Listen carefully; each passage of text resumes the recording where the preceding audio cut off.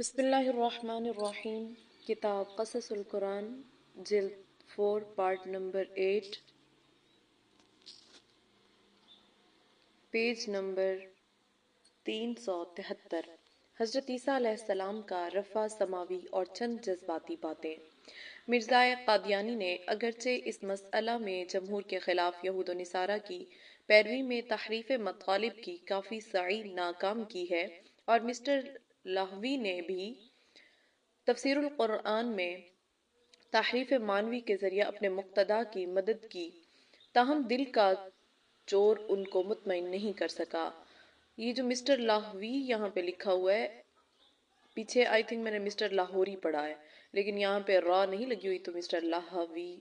ہے یہاں پہ، تو آپ خود زیادہ بہتر جانتے ہیں۔ دل کا چور ان کو مطمئن نہیں کر سکا، اور اس لیے انہوں نے دلائل و براہین کی جگہ جذبات کو دلیل راہ بنایا، اور کبھی تو یہ کہا کہ جو لوگ حضرت عیسیٰ کو آسمان پر زندہ تسلیم کرتے ہیں وہ ان کو خاتم الانبیاء محمد صلی اللہ علیہ وسلم پر فضیلت دیتے ہیں کہ آپ صلی اللہ علیہ وسلم زمین پر ہوں اور حضرت عیسیٰ علیہ السلام آسمان پر۔ یہ تو سخت توہین کی بات ہے، لیکن علمی حلقوں میں اس لچر اور لوچ جذبہ کی کیا قدر و قیمت ہو سکتی ہے، جبکہ ہر مذہبی انسان اس حقیقت سے بخوبی آشنا ہے کہ اگرچہ فرشتے ہمیشہ بقید حیات ملائے اعلیٰ میں موجود اور سکونت پذیر ہیں، تاہم ان سب کے مقابلہ میں، بلکہ ان کی جلیل القدر ہستیوں مثلاً جبرائیل و میکائیل کے مقابلہ میں بھی، ایک مفضول سے مفضول نبی کا رتبہ بہت بلند اور عالی رہتا ہے، ججائے کہ خاتم الانبیاء کا مرتبہ جلیل کے، جس کی عظمت بعد از خدا بزرگ توئی قصہ مختصر میں مضمر ہے۔ علاوہ ازیں نبی اکرم صلی اللہ علیہ وسلم نے شب معراج میں جو تقرب پایا ہے وہ نہ کسی ملک اور فرشتہ کو حاصل ہوا اور نہ کسی نبی اور رسول کو، اس لیے حضرت مسیح کا رفع آسمانی اس رفعت کو پہنچ ہی نہیں سکتا جو اسریٰ میں آپ صلی اللہ علیہ وسلم کو حاصل ہوئی۔ بہرحال فاضل و مفضول کے درمیان فرق مراتب کے لیے تنہا ملائے اعلیٰ کا قیام معیار فضیلت نہیں ہے، خصوصاً اس افضل ہستی کے مقابلہ میں جس کی فضیلت کا معیار خود اس کے وجود باوجود ہو،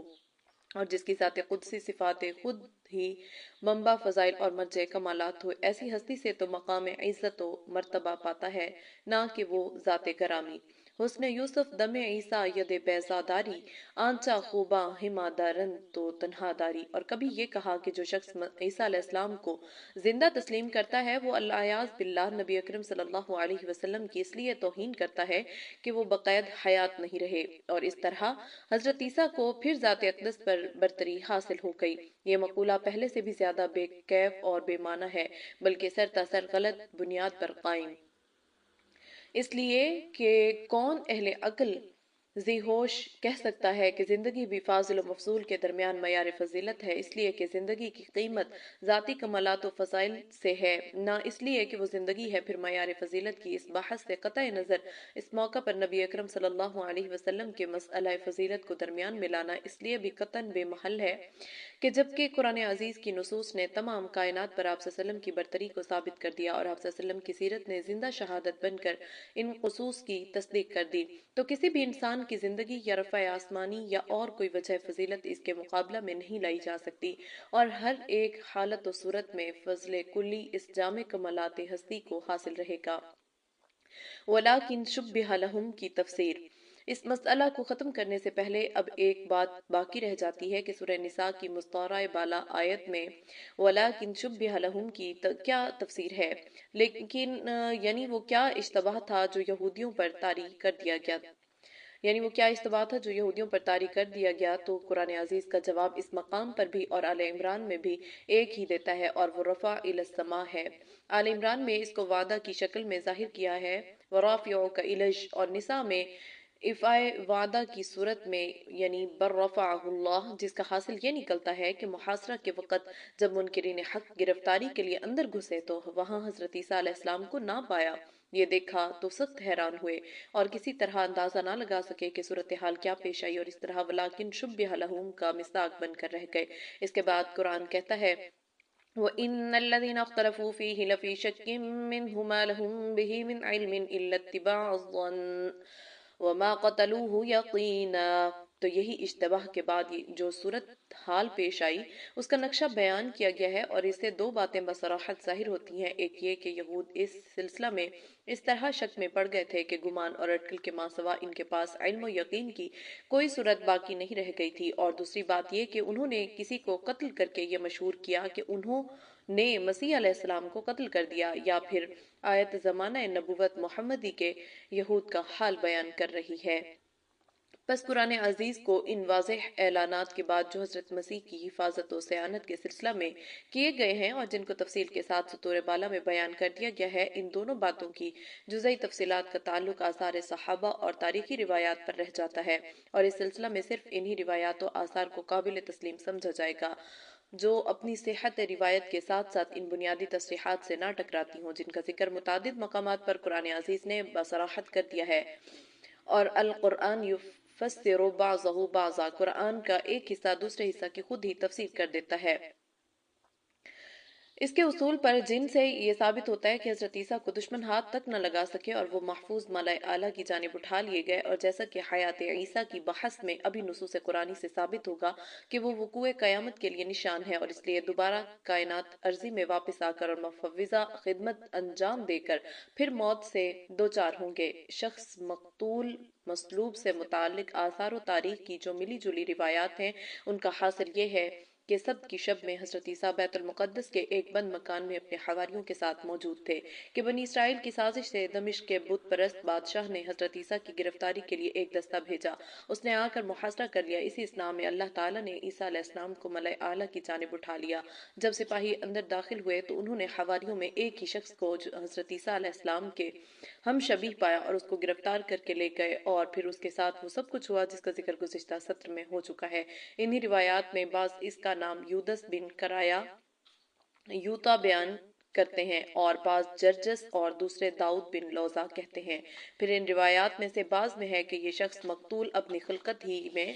حضرت مسیح علیہ السلام کا مشابہ اور ان کا نقش ثانی تھا۔ اسرائیلیات انجیلی میں ہے کہ حضرت عیسیٰ علیہ السلام کے حواریوں میں سے یہودا اسخرلوطی حضرت عیسیٰ علیہ السلام کا شبیہ تھا، اور بعض روایات میں ہے کہ جب یہ نازک گھڑی آ پہنچی تو حضرت عیسیٰ علیہ السلام نے حواریوں کو دعوت و تبلیغ حق سے متعلق تلقین و ہدایات کے بعد فرمایا کہ اللہ تعالیٰ نے بذریعہ وحی مجھ کو مطلع کر دیا ہے کہ میں ایک مدت تک کے لیے ملائے اعلیٰ کی جانب اٹھا لیا جاؤں گا، اور یہ واقعہ مخالفین اور متبعین دونوں کے لیے سخت آزمائش و امتحان میں جانے والا ہے۔ لہٰذا تم سے جو شخص اس پر آمادہ ہو کہ اللہ تعالیٰ اس کو میرا شبیہ بنا دے اور وہ خدا کی راہ میں جام شہادت پیے، اس کو جنت کی بشارت ہے۔ تب ایک حواری نے پہل کی اور خود کو اس کے لیے پیش کیا، اور من جانب اللہ وہ حضرت عیسیٰ کا ہم شکل ہو گیا، اور سپاہیوں نے اس کو گرفتار کر لیا۔ یہ تفصیلات نہ قرآن میں مذکور ہیں اور نہ احادیث مرفوعہ میں، اس لیے وہ صحیح ہوں یا غلط، مسئلہ اپنی جگہ اٹل ہے اور قرآن کی آیات میں منصوص۔ اس لیے اصحاب ذوق کو اختیار ہے کہ وہ صرف قرآن کے اس اجمال پر ہی کنایت کریں کہ حضرت مسیح علیہ السلام کا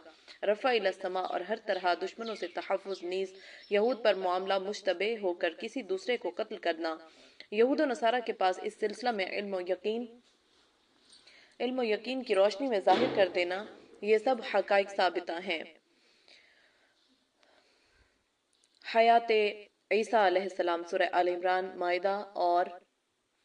نساء کی زیر بحث آیات سے یہ ثابت ہو چکا ہے کہ حضرت عیسیٰ علیہ السلام کے متعلق حکمت الہی کا یہ فیصلہ صادر ہو کہ ان کو بقید حیات ملائے اعلیٰ کی جانب اٹھا لی جائے، اور وہ دشمنوں اور کافروں سے محفوظ اٹھا لیے گئے۔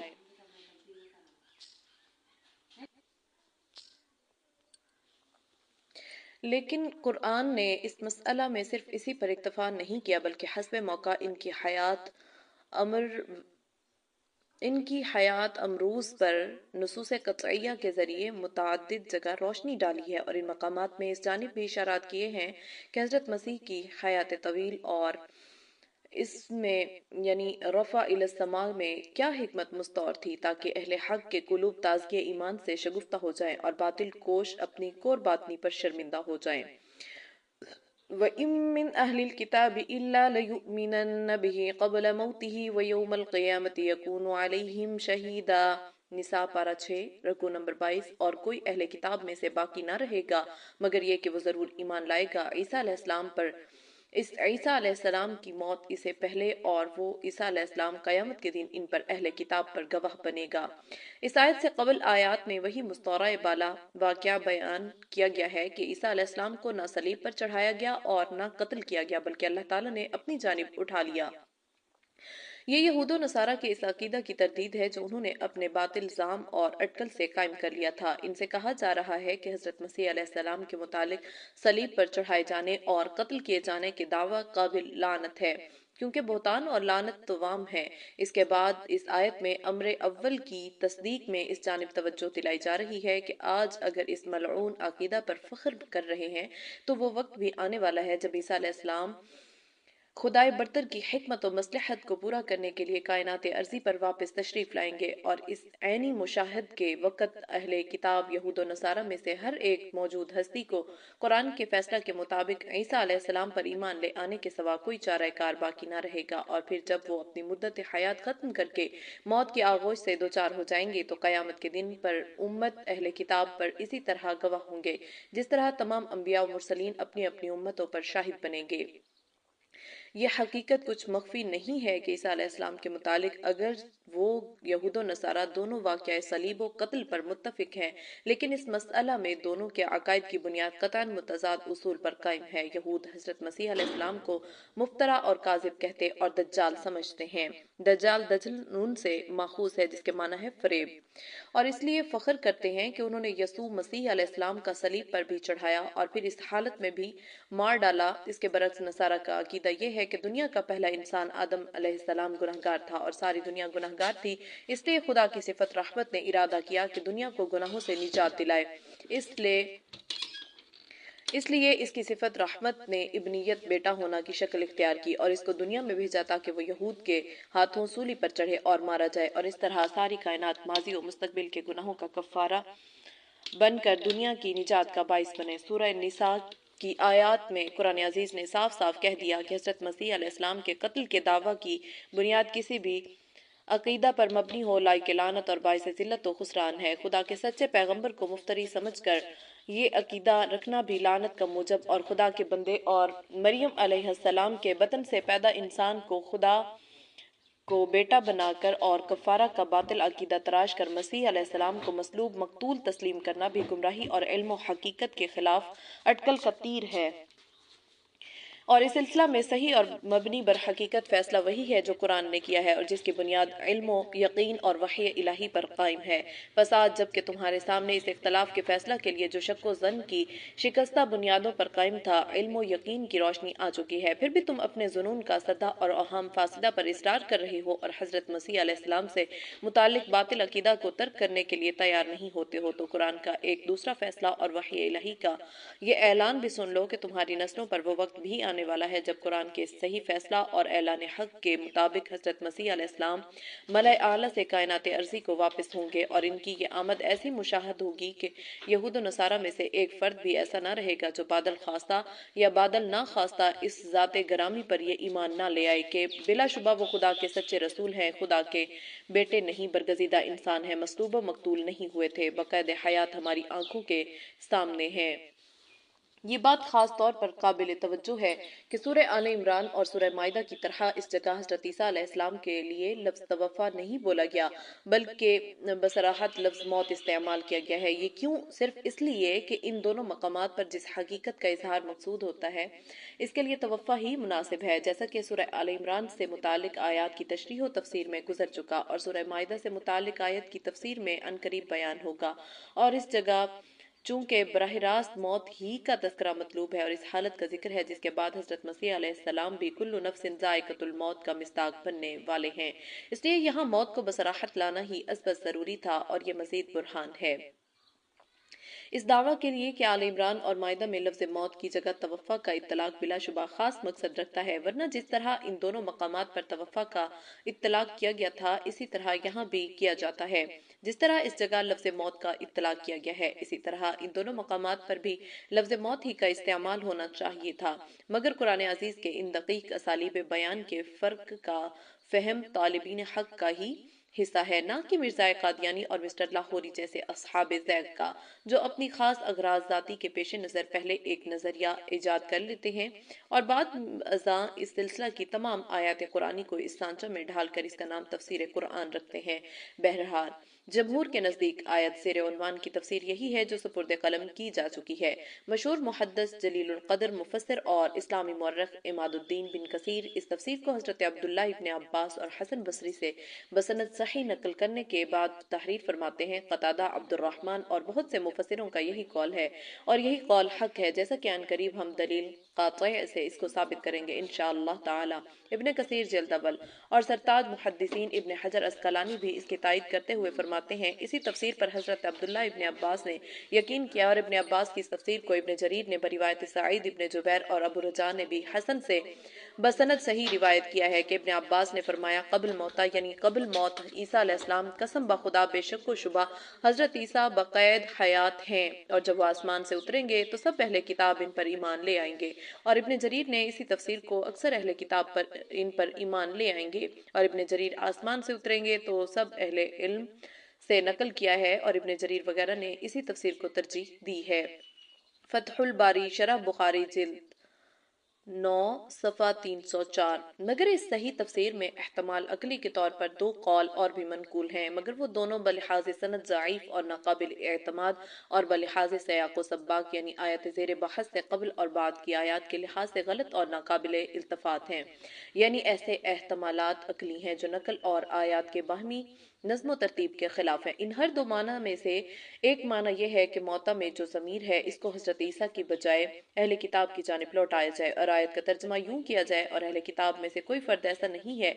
جو اپنی موت سے پہلے عیسیٰ پر ایمان نہ لے آتا ہو، یعنی اگرچہ یہود و نصارہ اپنی زندگی میں حضرت عیسیٰ سے متعلق قرآن کے بتائے ہوئے عقیدہ پر ایمان نہیں لاتے اور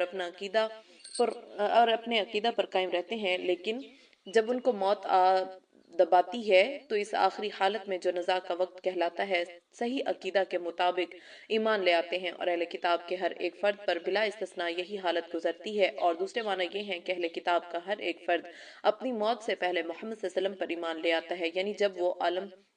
دنیا سے منقطع ہو کر عالم غیب سے وابستہ ہو رہا ہوتا ہے، اس وقت اس پر اصل حقیقت منکشف ہو جاتی ہے کہ محمد صلی اللہ علیہ وسلم بے شک خدا کے سچے پیغمبر تھے۔ بس اس بات سے قطع نظر کہ یہ دونوں تفسیریں نقل روایت کے اعتبار سے ناقابل اعتماد اور غیر صحیح اور آیات کے سیاق و سباق کے خلاف ہیں، عقلی نقطہ نظر سے بھی غلط ہیں، اس لیے کہ اگر آیت کے معنی یہ ہیں جو سطور بالا میں نقل کیے گئے، تب یہ آیت اپنے مقصد بیان کے خلاف بے معنی اور بے نتیجہ ہو جاتی ہے، العیاذ باللہ، کیونکہ قرآن عزیز دوسرے مقامات پر صاف کہہ چکا ہے کہ جب انسان عالم دنیا سے کٹ کر عالم غیب سے وابستہ ہو جاتا ہے اور نرغے کی یہ کیفیت طاری ہو جاتی ہے جو معاملات اس ساعات سے قبل تک اس کے لیے جو غیب کے معاملات تھے وہ مشاہدہ میں آنے شروع ہو جاتے ہیں، تو اس وقت اس کے اعمال و کردار کا صحیفہ لپیٹ دیا جاتا ہے اور اب تبدیلی اعتقاد کا کوئی نتیجہ اور ثمرہ نہیں ملتا، یعنی اس وقت کا نہ اقرار و اعتراف معتبر اور نہ انکار مستند۔ فلما جاءتهم رسلهم بالبينات فرحوا بما عندهم من العلم وحاق بهم ما كانوا به يستهزئون فلما رأوا بأسنا قالوا آمنا بالله وحده وكفرنا بما كنا به مشركين فلم يكن ينفعهم إيمانهم لما رأوا بأسنا سنة الله التي قد خلت في عباده وخسر هنالك الكافرون۔ سورہ مومن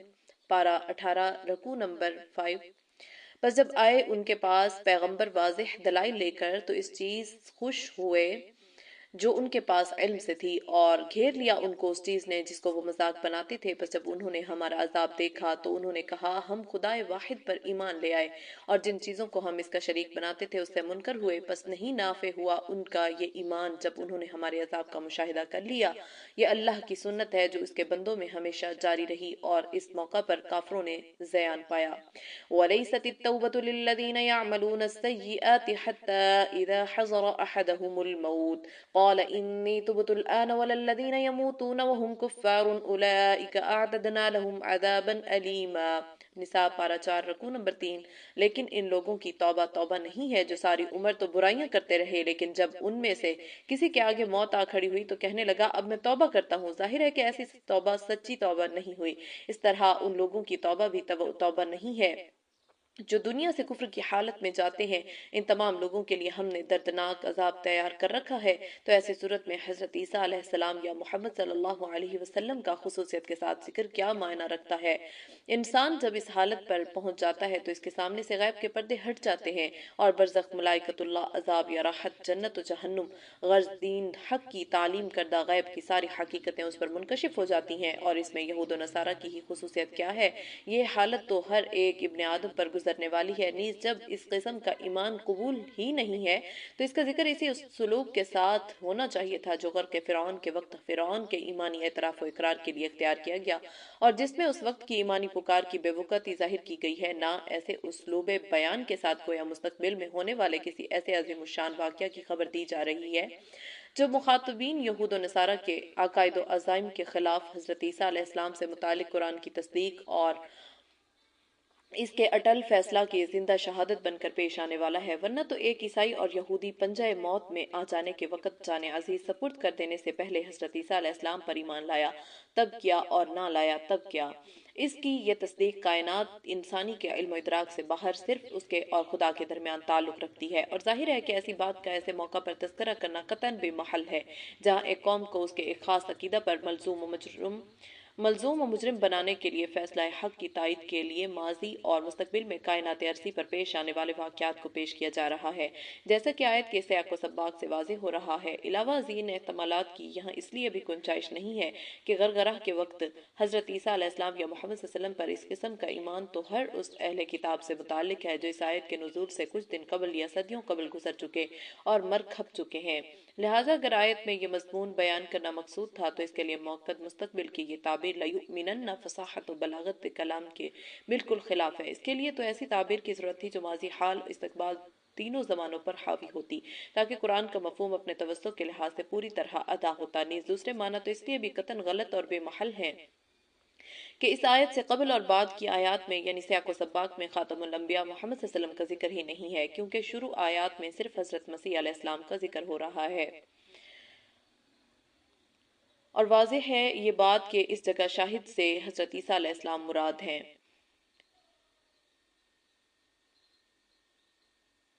یہاں پہ آیت لکھی ہوئی ہے، چھوٹا سا وہ ٹکڑا ہے لیکن نظر نہیں آ رہا، اور واضح ہے یہ بات کہ اس جگہ شاہد سے حضرت عیسیٰ علیہ السلام مراد ہے، اور علیکم کی ضمیر ان کی امت تو پھر نبی اکرم صلی اللہ علیہ وسلم کا ذکر کیسے بغیر درمیان کی ضمیر کا مرجع ذات اقدس کو قرار دینا نہ صرف یہ کہ فصاحت و بلاغت کی منافی ہے بلکہ قاعدہ عربیت کے خلاف قطعاً خلاف اور انتشار ضمائر کا موجب ہے۔ غرض بے غلو غش صحیح معنی وہی ہیں جو جمہور نے اختیار کیے ہیں، اور یہ دونوں خود ساختہ احتمالات آیت کی تفسیر تو کیا صحیح احتمال کہلانے کے بھی مستحق نہیں ہیں۔ اس مقام کے علاوہ سورہ زخرف کی آیت اور سورہ آل عمران کی ابتدا سے 82 آیات تک جو وفد نجران سے تعلق رکھتی ہیں، یہ سب مقامات دلالت النص یا اشارت النص کی شکل میں حضرت عیسیٰ علیہ السلام کی حیات کے لیے دلیل و برہان ہے، اور اگرچہ ان کی تفصیلات اور وجود استشہاد میرے پاس مدون و مرتب ہیں، تاہم کتاب کی طوالت کے خوف سے اس جگہ ان کو نظر انداز کر دیا گیا ہے۔ بوقت فرصت انشاءاللہ مستقل مضمون کی صورت میں ہدیہ ناظرین ہوگا، یا پھر حجت الاسلام علامہ محمد انور شاہ کشمیری کی کتاب عقیدۃ الاسلام فی حیات عیسیٰ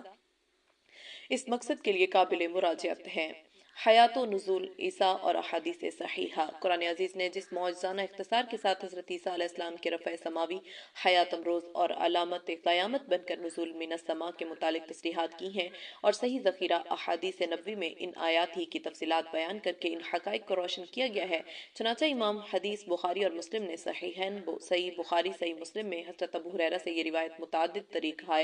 سند سے نقل کی ہے۔ قال رسول اللہ صلی اللہ علیہ وسلم والذی نفسی بیدی لَيُوشِكَنَّ أَن يُنَزِّلَ فِيكُمْ ابن مریم حکما عدلا فیکسر الصلیب ویقتل الخنزیر ویضع الجزیة ویفیض المال حتى لا يقبله أحد وحتى يكون السجدة الواحدة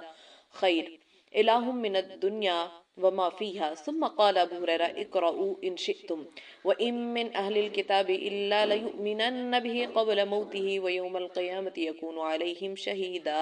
کتاب انبیاء۔ رسول اللہ نے ارشاد میں فرمایا، اس ذات کی قسم رسول اللہ نے ارشاد فرمایا، اس ذات کی قسم جس کے قبضہ میں میری جان ہے، ضرور وہ وقت آنے والا ہے کہ تم میں عیسیٰ ابن مریم حاکم و عادل بن کر اتریں گے، وہ صلیب کو توڑیں گے، جزیہ اٹھا دیں گے، یعنی نشان الہی کے مشاہدہ کے بعد اسلام کے سوا کچھ بھی قبول نہیں ہوگا، اور اسلامی احکام میں بادشاہ رسول جزیہ کا حکم اسی وقت تک کے لیے ہے، اور مال کی اس درجہ کثرت ہوگی کہ کوئی اس کو قبول کرنے والا نہیں ملے گا۔ خدا کے سامنے ایک سجدہ دنیا و مفیہا سے زیادہ قیمت رکھے گا، یعنی مالی کثرت کی وجہ سے خیرات و صدقات کے مقابلہ میں عبادت نافلہ کی اہمیت بڑھ جائے گی۔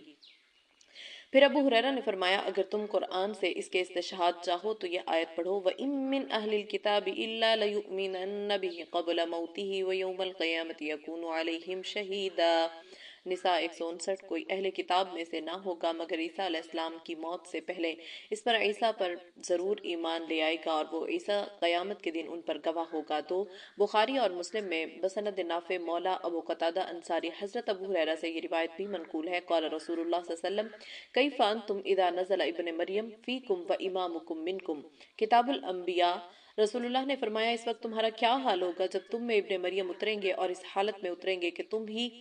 میں سے ایک شخص تمہاری امامت کر رہا ہوگا۔ ان دونوں روایات کے علاوہ حضرت ابو ہریرہ سے متعدد طریقہ سند سے اور بھی روایات صحیحین مسند احمد اور سنن میں درج ہیں، ابو داؤد، نسائی، ترمذی، ابن ماجہ، جو یہی مفہوم و معنی ادا کرتی ہیں۔ ان میں سے ایک زیادہ مفصل ہے اور مسئلہ زیر بحث کے بعض دوسرے پہلوؤں کو بھی نمایاں کرتی ہے۔ مسند احمد میں ہے، ان نبی صلی اللہ علیہ وسلم قال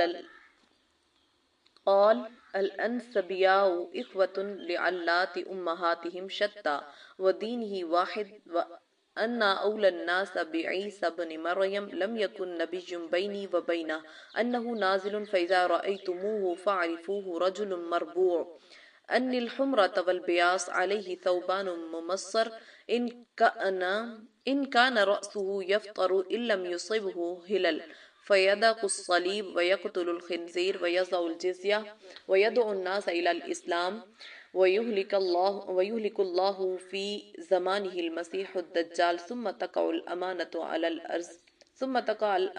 على الأرض حتى ترتع الأسود مع الأهل والنمار مع البقر والذئاب مع الغنم ويلعب الصبيان بالحیات لا تضرهم فيمكث 40 سنة ثم يتوفى ويصلى عليه المسلمون۔ نبی اکرم صلی اللہ علیہ وسلم نے فرمایا، تمام انبیاء اصول دین میں اللاتی بھائیوں کی طرح ہیں، دین سب کا ایک اور فروع دین مختلف، اور میں